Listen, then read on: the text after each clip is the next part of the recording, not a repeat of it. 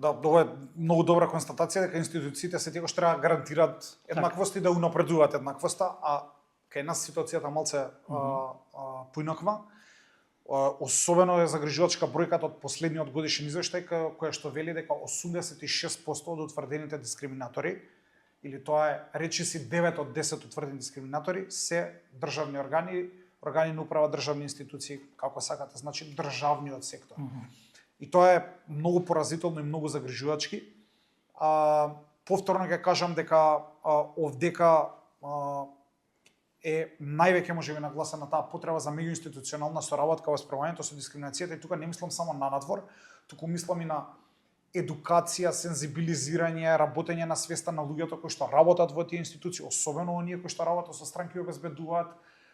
сервиси. Од една страна, од друга страна, нешто кое што многу ретко го гледаме кај нас е прифаќањето на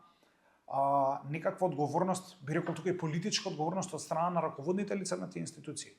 Не можете вие да имате едно министерство, да кажеме, или една државна институција во која што комисијата утврдила 20 пати дискриминација, да не се запрашате што нешто не е во ред во оваа институција. Тука не мислам само на, не знам, министерот или